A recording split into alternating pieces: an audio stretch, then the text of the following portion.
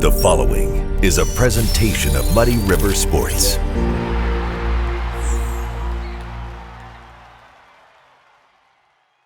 Welcome to another episode of Schuck on a Truck, brought to you by Shottenkirk Toyota. It is football weather out here. It's gloomy. It feels like it might rain. It's chilly. It's what you expect in November.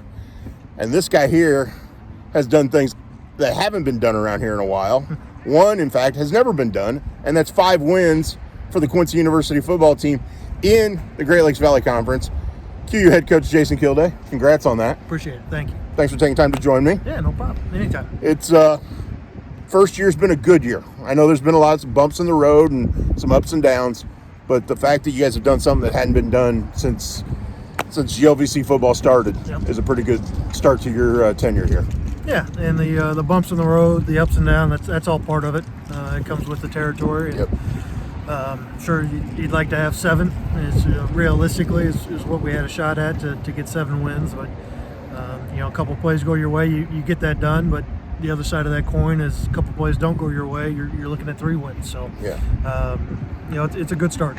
5-3 in the GLVC. I mean, fact of the matter is, no Quincy team had done more than 4-4. Yep. It also sets you up for this weekend for your season finale on the road at Missouri Western for a chance to get 7 wins total, which hasn't been done here since 1994. Not to put any pressure on you going into the weekend, but it's something that if your guys achieve that, that's a pretty big deal. It is a big deal. To continue to play well, one in league play was a big goal for us, and then win meaningful games out of conference is another goal, not just for us but for the GLVC in general. So it's a big game in that way. The 7 wins for the first time since '94. It's another nice feather in your cap, no doubt. But to play meaningful games in this kind of weather, playoff weather, if you will, it's important to us to play in meaningful games late. Well, and the hope is that down the road, meaningful games mean whether it's the America's Crossroads Bowl or a Division II playoff appearance or whatever postseason potential there is. Hopefully down the road, that's what comes of playing meaningful games in this weather. Correct. You got to win your ones early, right? You got to start fast early in the season. And once you do that, it gives you the ability or the chance to play meaningful games late in the year. And you played meaningful games early in the year. I look back at that. I know you only played a half at Drake, but you look at Drake's undefeated and leading the Pioneer League. Right. So, I mean, that was a good team. It was 10-0 at half. Yep. And, we had 2 turnovers early. And, it would have been fun to finish it. Yes. And kind of see where we finished with that game. Right. It was definitely a coin toss at halftime. I know that. Yeah. What have you been most encouraged by as this season has gone on? The kids' buy-in. Really, since December of last year, they've done everything I've asked to this point, and they continue to do that at this stage, even late in the year. They continue to impress me with their buy-in, their want to get better, their willingness to be coached. Yeah. They keep soaking up everything we're asking them to do. So it's been good. It's been really good. It's been impressive. The thing that has impressed me is this group has found a way to stay together and the camaraderie. And I know I've seen it from the red shirts who are on the sideline not playing on Saturdays, but the guys on the sideline, offense, defense, they're there for each other. There's no divide on game day. No. We kind of phrase it as being in the fight. You want guys in the fight, and everybody has a role.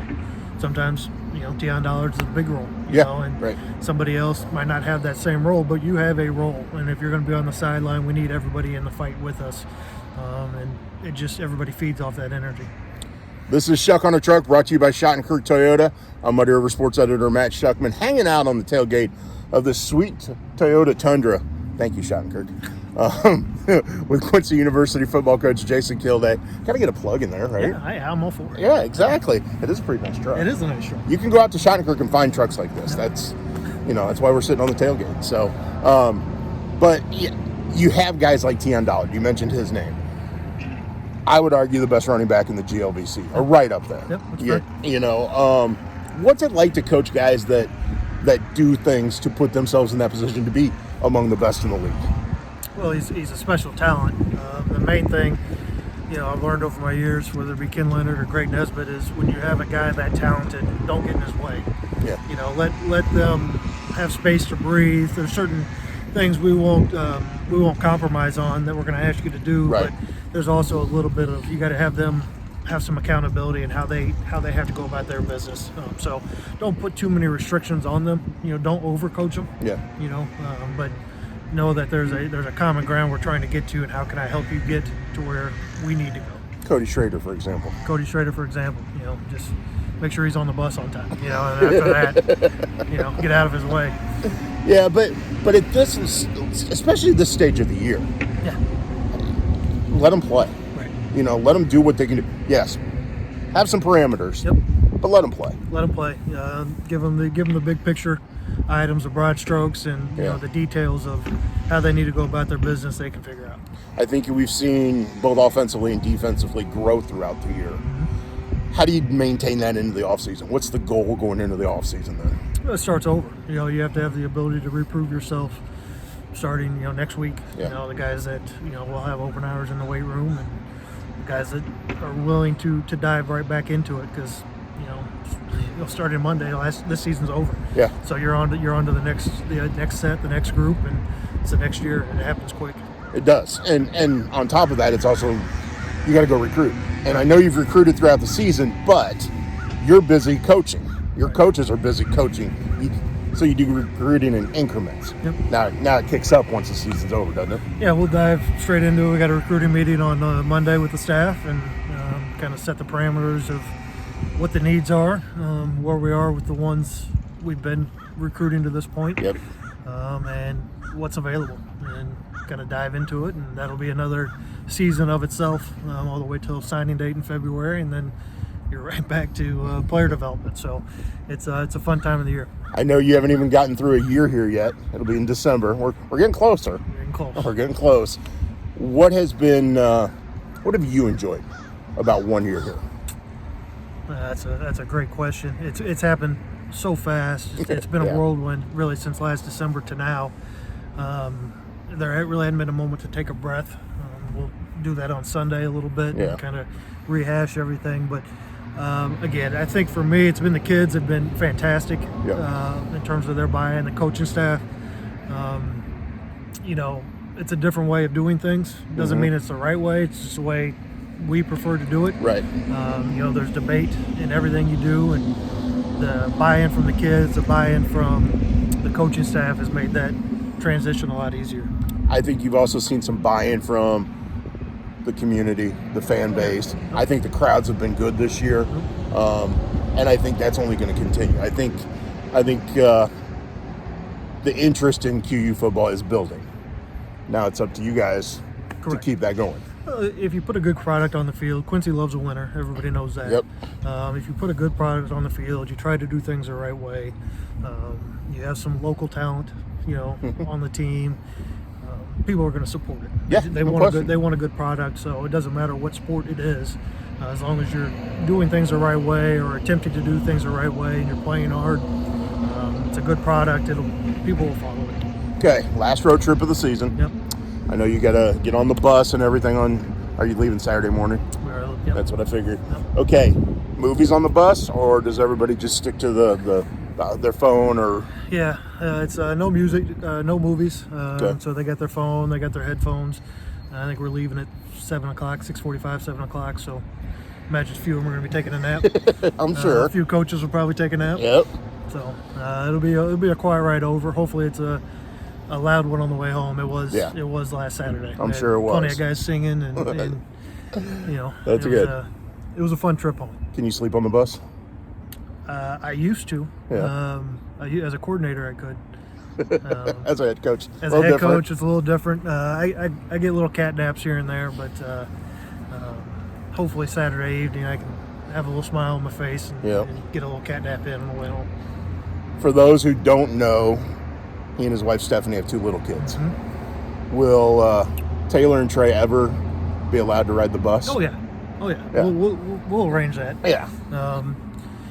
I don't know if I can get them away from their mom long enough to do it, but particularly Trey. But a day trip, a short day trip, Yeah. we'll definitely try to get that worked out. That'll be fun. Yeah. That'll be fun. No, it'll be fun. Okay, so obviously you've done enough road trips over the years, player, coach, all those things.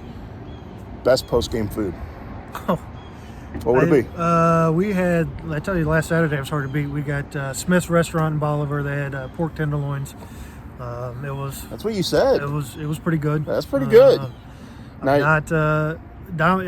We had enough Domino's pizza at. And Coach Doc knows at Truman if he listens to it. I threw a fit, so I don't care if I ever eat a Domino's pizza again. For me, yeah. A lot of our guys like it. So yeah. But I would say, Chick-fil-A is always a good go-to. Of course, yeah.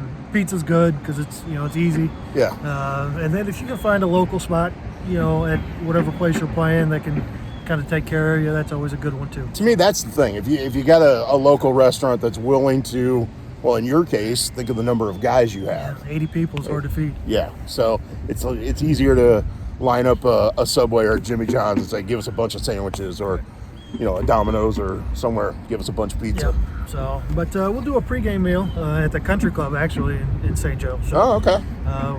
We'll be in it. That's a new one. That's a new one. That's a new one for the book. But we're pretty fired up about that as well. Good. Well, it should be a fun road trip. Yep. Come home with a win. Yeah. 7 wins is what it would be, and that's moving in the right direction. I haven't seen it. Yep. Talk about I started when I moved back here in '99, and all the years. I mean, you and I have been around this. Yep. I've never seen 7 wins. Yeah, had a few 6 and 5s. Yep. Been close. So been close. We can get over that hurdle, and it's like anything. Once you do it once, yeah, you start to get a feel for how to keep doing it. Right. Well, kick some butt this weekend. That's the plan. Awesome, man. Thanks for taking time. Appreciate you. Got it. Yep. For Jason Killday, Quincy University football coach, I'm Matt Schuckman. This has been another episode of Schuck on a Truck, brought to you by Shottenkirk Toyota.